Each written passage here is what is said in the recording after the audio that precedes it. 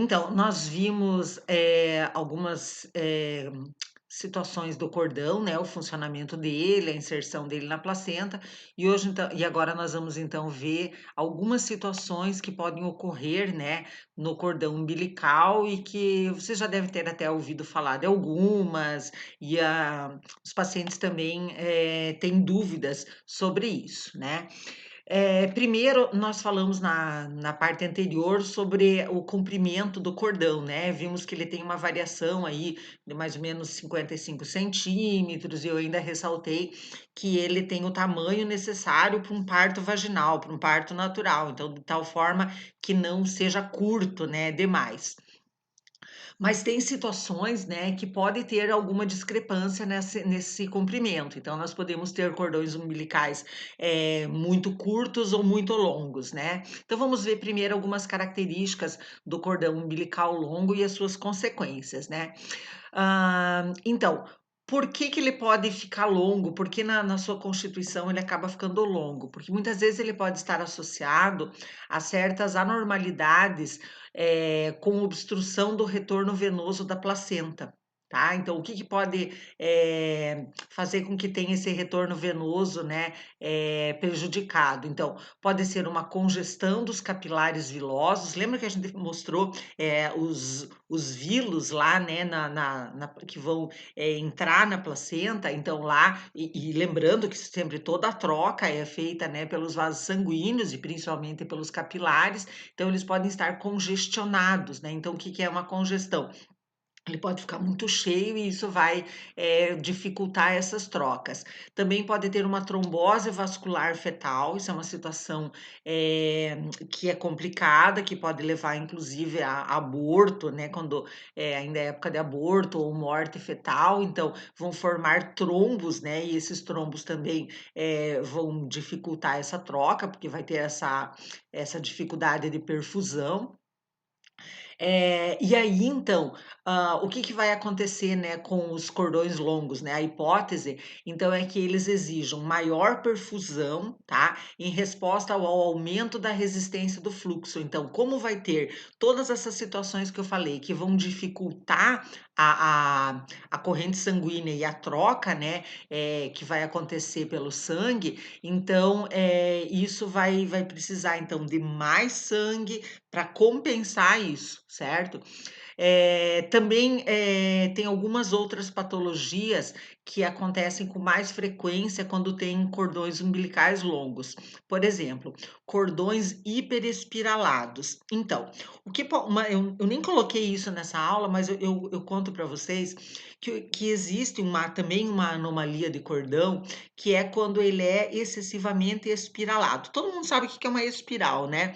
Lembra aquele caderno que tinha uma espiral ali, né, que a gente arrancava a folha mais facilmente? Então aquilo é uma espiral.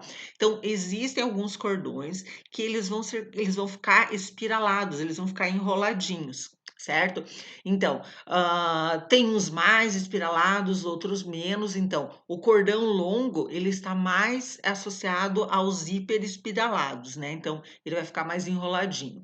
Também tem maior chance no cordão longo de aparecerem nós verdadeiros. Daqui a pouco eu vou mostrar o nó verdadeiro para vocês.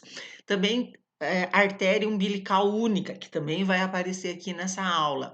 Restrições de crescimento, restrição do crescimento do feto. Por quê? Porque, como nós falamos, né? Então, ele é muito longo, ele vai ter mais dificuldade de perfusão, né? Ele vai precisar muito mais perfusão para fazer a sua função, então ele pode levar à restrição de crescimento do feto.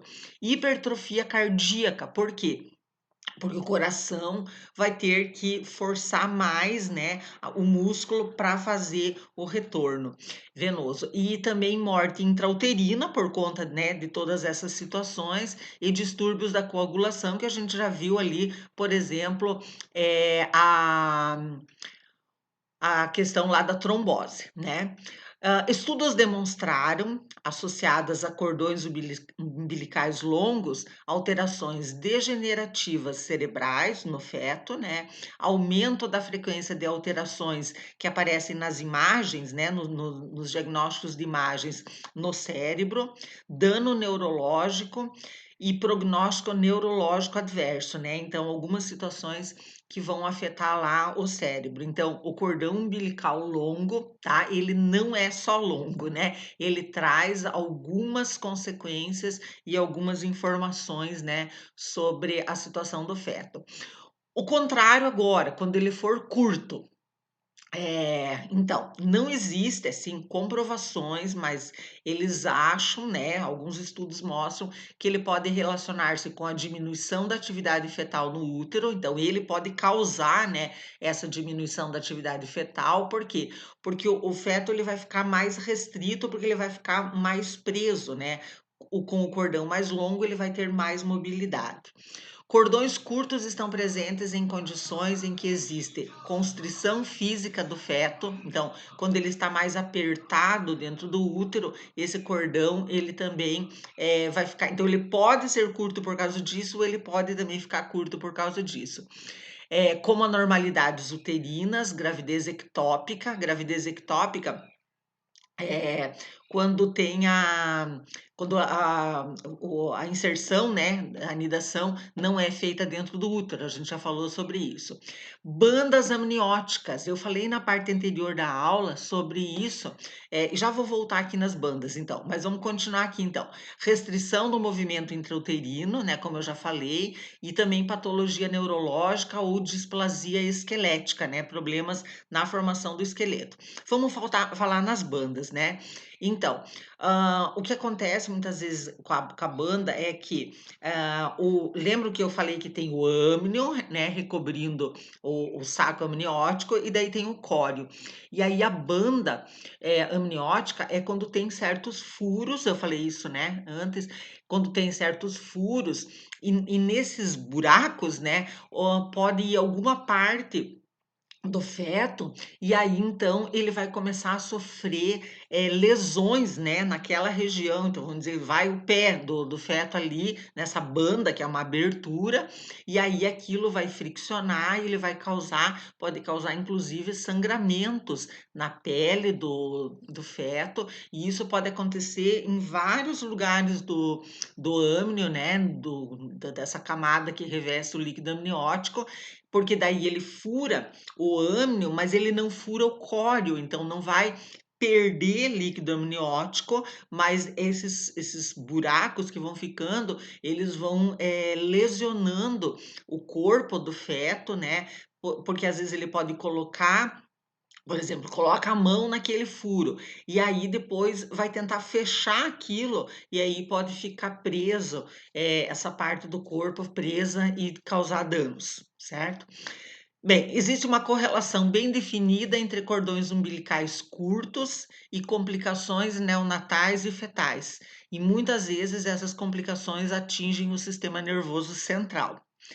Ainda está por esclarecer se existe um cordão umbilical curto devido à presença de distúrbios no sistema nervoso central ou se esses distúrbios do sistema nervoso central são o resultado das complicações decorrentes do parto de uma criança com um cordão umbilical curto, né? Então não se sabe ainda o que causa o que, mas se sabe que tem relação entre o tamanho do cordão e o sistema nervoso e os distúrbios no sistema nervoso central.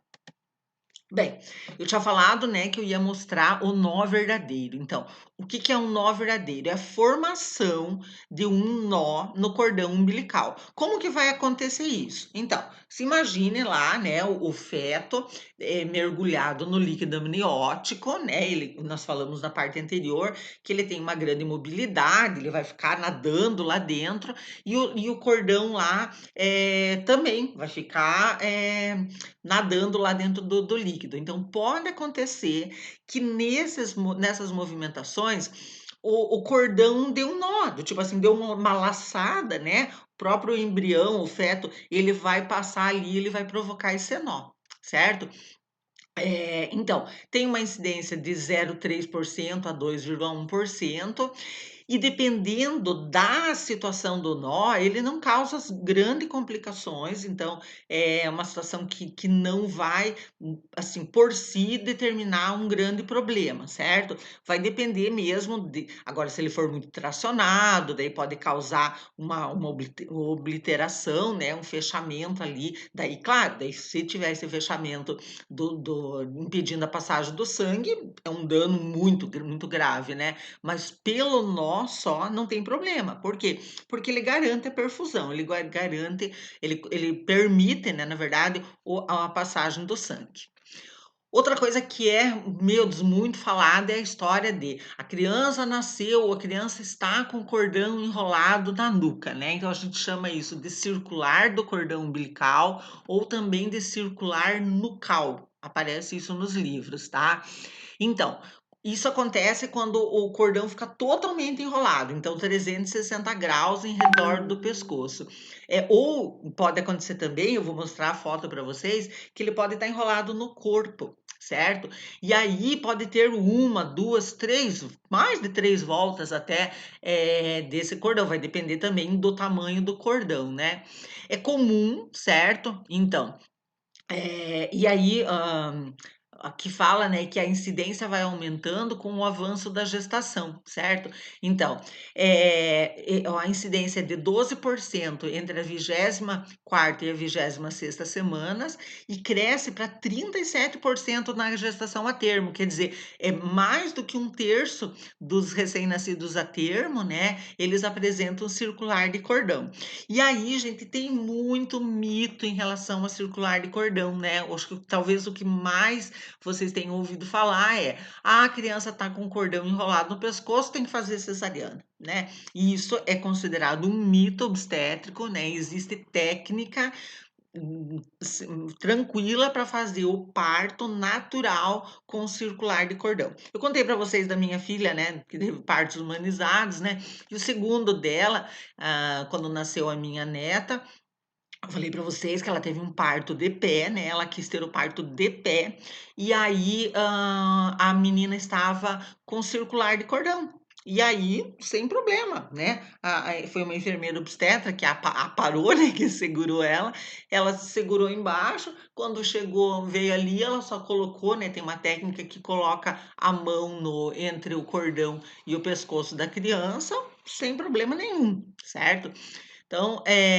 Então, na maioria dos casos não causa complicação. Claro, isso depende, né, por exemplo, o que a literatura diz? Até 3 circulares, até 3 voltas, dificilmente causa complicação. Quando é muito, né, daí claro que vai ser avaliado o BCF, tudo isso vai ser avaliado, mas, só por ter circular de cordão não é um problema. Então, embora na maioria dos casos circulares do cordão não tenham efeito negativo no resultado perinatal, né, antes e depois do parto, a possibilidade de taxas mais altas de compressão do cordão umbilical como causa de sofrimento fetal ou mesmo de asfixia e morte uterina têm que ser consideradas. Então, quais são as situações que têm sido relacionadas com a circular de cordão, tá? Então, por exemplo, acidemia, né? Então, o sangue estar mais ácido é com o pH menor, né? Então, isso aparece, então, um pH menor na artéria umbilical, por quê? Porque às vezes está comprimindo, né? Pode ter uma compressão e com isso vai ter dificuldade de oxigenação e isso vai fazer então a diminuição do pH. Líquido amniótico meconiado, por quê? Porque às vezes nesse sofrimento fetal a criança é um sinal de sofrimento fetal, né? A criança, o feto evacuar ainda dentro do útero. Cesárea de emergência por conta do sofrimento fetal e muitas vezes morte fetal, né? Pode acontecer. Os dados atuais não mostram risco aumentado na presença de menos de 3 voltas de 360 graus, é o que eu tinha falado antes, né? O diagnóstico geralmente desencadeia incerteza e ansiedade significativas, e isso deve ser levado em conta quando do aconselhamento. Sobrou um A ali, né? Então, gente, isso é uma coisa que o enfermeiro Ele tem que saber, ele não pode ele perpetuar o mito, ele reforçar o mito. Então, o enfermeiro, né, na hora do pré-natal, ele tem que, colocar, por exemplo, a mulher vai dizer: "Ah, eu quero parto o meu vai ter que ser, cesárea porque tá enrolado". Então ele vai explicar, ele não vai dizer: "Não, vai ter que ser parto normal". Ele vai mostrar, né, eh que pode ter, que não precisa não necessariamente não tem problema. Então ali fala que apenas circulares do cordão com 3 voltas de 360 graus ou mais foram associadas a maior incidência de sofrimento fetal, até 3 não. O índice de Apgar, né, vocês não sei se vocês conhecem o Apgar, né, eu não posso agora explicar tudo, mas é um teste, são testes que são feitos na hora do nascimento, na verdade não são testes, né, são algumas observações que são feitas no recém-nascido e que vão dar o índice, né, o índice de Apgar, que vai de 0 a 10, então, vai ver lá a questão do de 0 a 5, desculpa, vai dizer como é que tá a cor da criança, se a criança chorou ou não, né, a respiração, então são situações que vão ser avaliadas e que vão dar o índice de Apgar. Agora deu um branco aqui, eu dou aula disso mas é 10, né? Depois eu confiro. A ultrassonografia pré-natal para o estudo de circulares de cordão é desnecessária e não deve influenciar a abordagem, né? Então, não precisa ficar lá o tempo todo vendo como é que tá a questão lá da circular de cordão. Então aqui, ó, mostrando, não sei se vocês conseguem ver uma circular de cordão no corpo do feto, né? Então tá em volta do corpo. Às vezes a criança tá com circular e desfaz o circular, né? Aqui nós temos uma circular de cordão na perna e aqui nós temos uma dupla, né, no pescoço do feto. Aqui nós temos um parto que foi um parto normal, vaginal, vocês estão vendo? Olha lá, ó, e eles tiraram e eles estão fazendo aquilo que eu disse para vocês, colocando, o dedo ali, né, a mão entre o cordão umbilical e o pescoço, ó, a criança já nasceu, já foi colocada ali sobre a mãe e ela tem circular de cordão.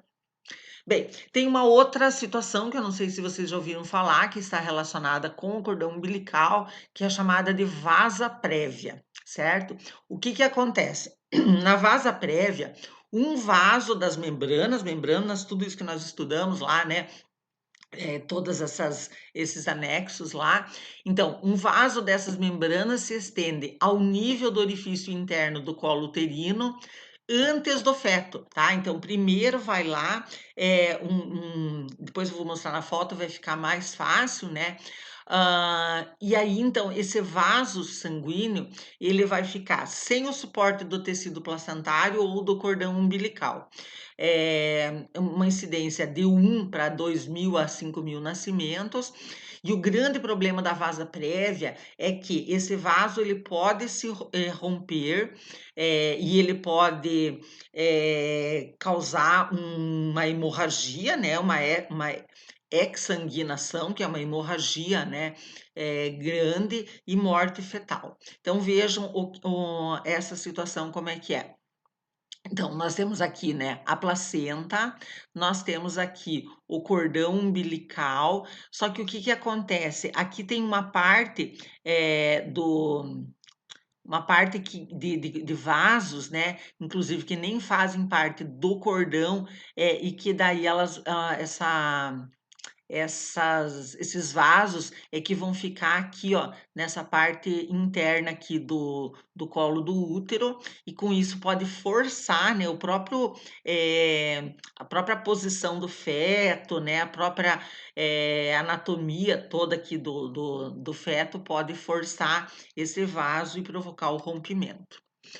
Outra situação é que na aula passada eu tinha falado para vocês, que eu ressaltei a inserção do cordão umbilical numa placenta, dizendo, nem sempre é central, né, como que eu tinha mostrado. Pois bem, então, a inserção mais comum é quando o cordão umbilical, né, ele está inserido próximo ao centro da placenta, né. Mas em algumas situações, né, mais ou menos 7% dos partos, essa inserção ela acaba sendo marginal. Marginal é o quê? Nas margens, nas bordas, né, em volta. E em 1%, a inserção do cordão umbilical é feita nas membranas, né, não na placenta mesmo.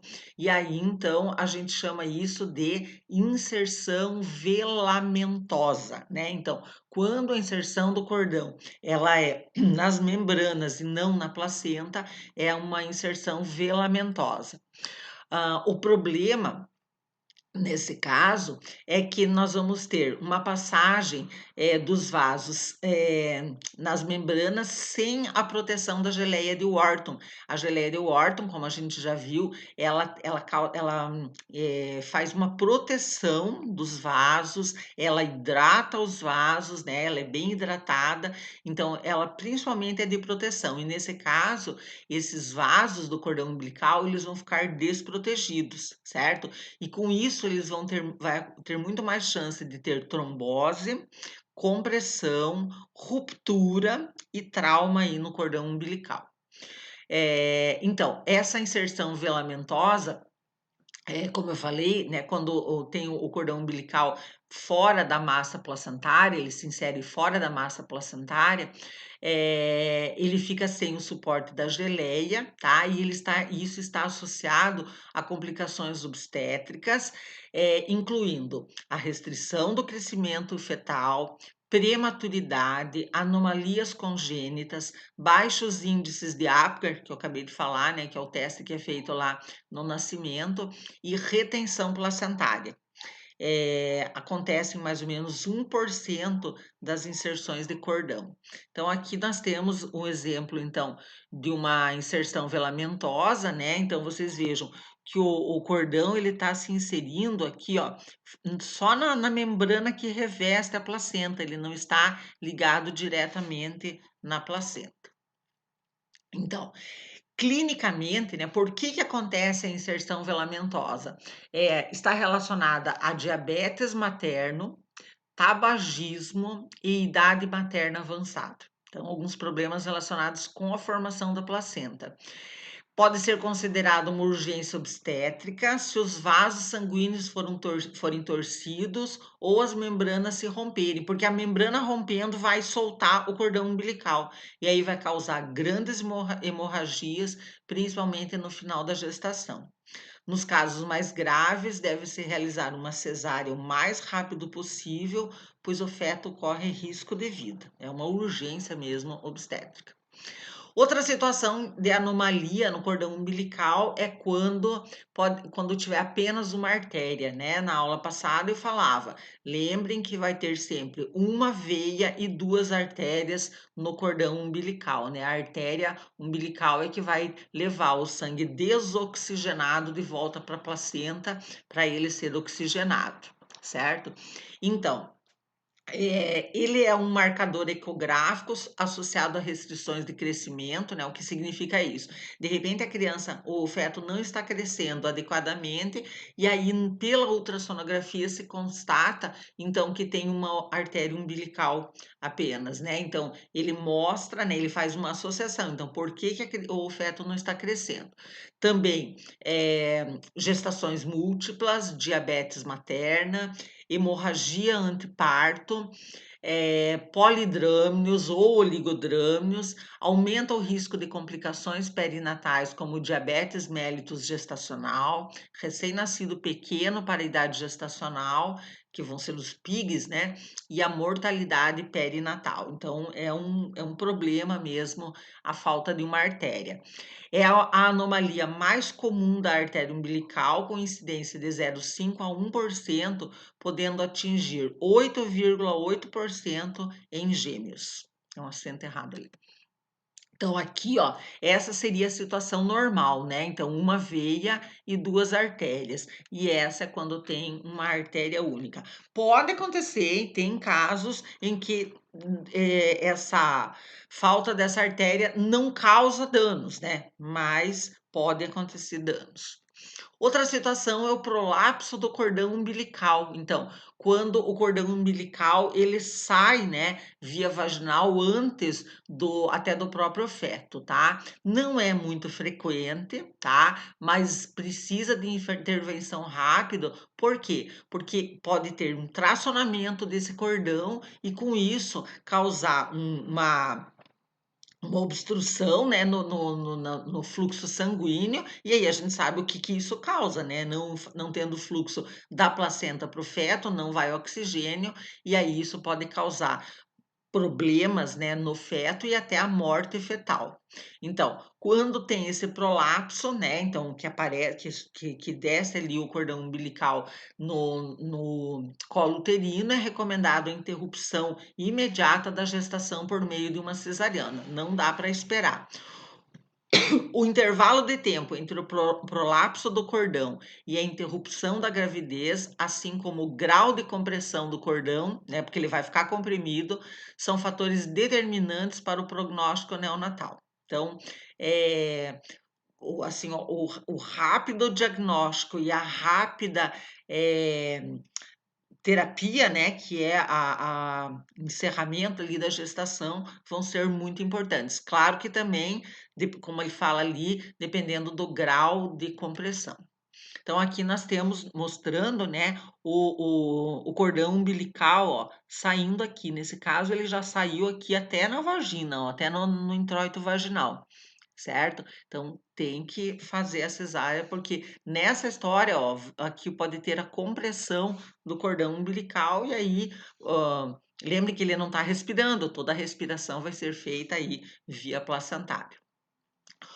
Agorinha há pouco eu falei, né, sobre a quando não tem a presença da geleia de Wharton, né, então vamos falar que pode acontecer, né, é um problema quando tem a redução dessa geleia. Então o que que é a geleia de Wharton?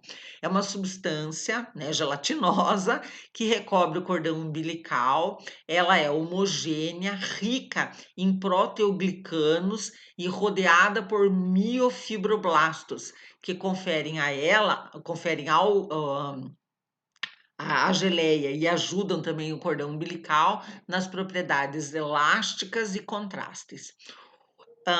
O ácido hialurônico que tem presente nessa geleia e a sua hidrofilia, o que que é hidrofilia? É a sua amizade com a água, né, a sua afinidade com a água, faz com que ela absorva água e eletrólitos, que são muito importantes, né, para os vasos sanguíneos que vão estar passando lá dentro. Sua elasticidade ajuda a resistir à pressão externa, porque vai ter, né, pressões, sofre pressões do líquido amniótico, do movimento do feto, e atua como um tampão físico na regulação da circulação feto-placentária, tendo um papel primordial no crescimento fetal. Então, aquelas situações em que falta a geleia de Wharton recobrindo o cordão umbilical são situações muito graves. O efeito protetor da geleia de Wharton aumenta com seu volume, tá? Então, quanto mais geleia tiver, melhor vai ser o efeito protetor. E isso vai ajudar na nutrição fetal, tá? Facilitando a circulação feto-placentária, que é, né, a forma como se faz a nutrição fetal. A ausência dessa geleia está diretamente associada à morte fetal. Então, aqui nós temos, né, mostrando aqui, então, nós temos o vaso, né, e aí a geleia de Wharton que fica em volta. E só para encerrar, né, só para dizer que existem também situações em que são formados tumores no cordão umbilical. São bem raros, tá? Podem ser diagnosticados por ultrassonografia.